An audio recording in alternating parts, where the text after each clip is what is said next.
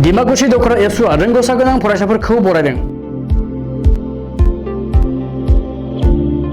उदालगुरि जिल्लानि सिङाव थानाय डिमाकुसि दखरा बर' फरायसा आफादा देग्लाय 2022 मायथाइयाव सेथि थाखोआव उथ्रिसारनाय मेट्रिक आरो हायार सेकेन्डारि आनजादनि रोंगौसा गोनां फरायसाफोरखौ बरायदों।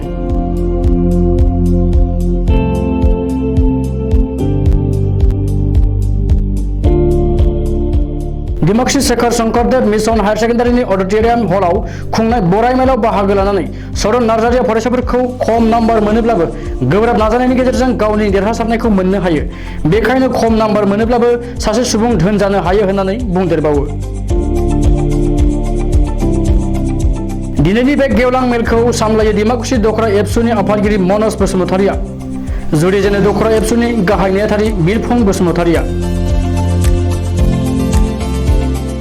मख'जायोदि दिनै डिमाकुसि दखरानि सिङाव बर' बिजोंजों फरायनानै हाई स्कुल जोबथा आनजाद उथ्रिसारनाय गासै 35, हायार सेकेन्डारि बिगियान आयदानि 9, कमार्सनि 3 आरो आरिमु आयदानि गासै 6खौ बरायो। बेराफारसे मेट्रिकआव दखरानि सिङाव टप 10 मासि आवग्रिनो हानाय 10 फरायसाफोरखौ गांफायै बरायलाय, गांफा बिजाब, खोलोम आरो आर'नाइजों मान बावो।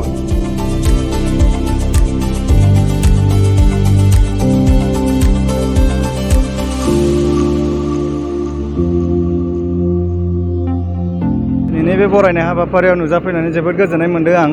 दिनै डिमाकुसि आन्चलिक बर' दुलाराय बर' फरायसा आफादा दिनैनि हाबाफारिखौ खुंदों। बाव बिथांमोना आंखौ गाहाय आलासि हिसाबै लेंहरदों आरो बे हाबाफारियाव मेट्रिक फार्स्ट डिभिजन जानाय आरो हायार सेकेन्डारि फार्स्ट डिभिजन जानाय फरायसा फरायसुलिफोरखौ लेंहरनाय जादों। दा बाव पार्टिसिपेट लानानै आं मोजाङानो मोनदों बिरादनो। बिथांमोननि थाखाय मा खालामदों? उइसआ जाहैबाय आजिखालि माने फरायसा फरायसुलिफ्रा लाइफआव माबा मोनसे एचिभ खालामनो थाखाय खस्थ' खालामनांगोन, हार्डवार्क खालामनांगोन, केरियारफोरखौ मोजां चुज खालामनो रोंनांगोन आरो थांखिया थिग थानांगोन। थांखिया जुदि गावनि गोसोनिफ्राय फैनानै जुदि एचिभ खालामनो लुगैदोंबा खस्थ' खालामनानै एचिभ खालामनो हागोन।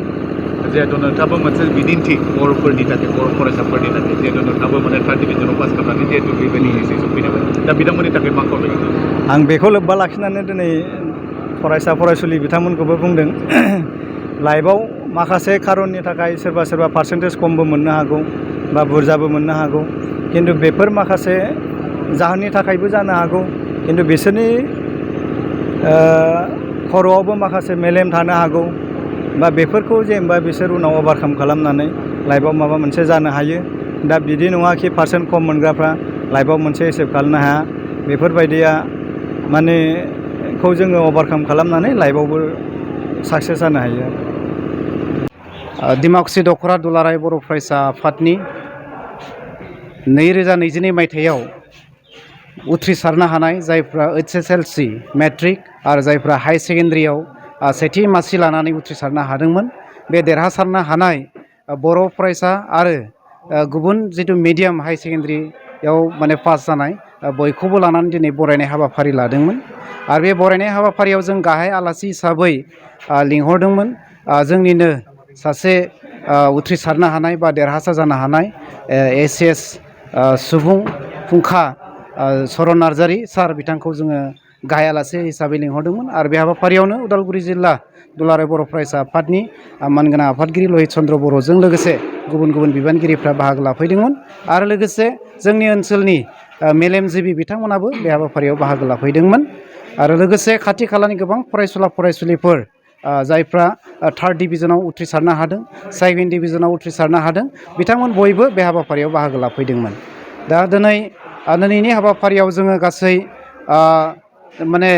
गासै जोंहा मेट्रिकआव देग्लाय 35 फार्स्ट डिभिजन बर' मिडियामनिफ्राय, अनलि बर' मिडियामनिफ्राय 35 फरायसुलिफ्रा उथ्रिसारनो हादोंमोन।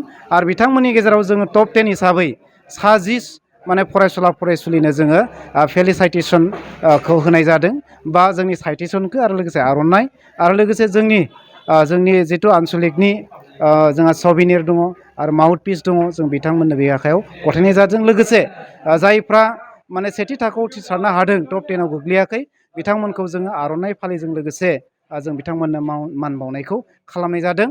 आरो जायफ्रा हाई सेकेन्डारियाव उथ्रिसारनो हादों, बेयाव माने बड मिडियाम इंराजियानो जा, आसामिसानो जा आरो बर' बिजोंजों फरायनाय फरायसुला फरायसुलि जों बयखौबो बरायनाय जादों आरो मोनथाम स्ट्रिम साइन्स आर्ट्स कमार्स बिथांमोननिफ्राय जोङो टप 10खौ लानानै जोङो 10 सुबुंफोरनो फेलिसाइटेसनखौ खालामदों आरो लोगोसे फार्स्ट डिभिजनाव उथ्रिसारनो हानाय बिथांमोननो आर'नाइजों जोङो बरायनायखौ खालामनाय जादोंमोन।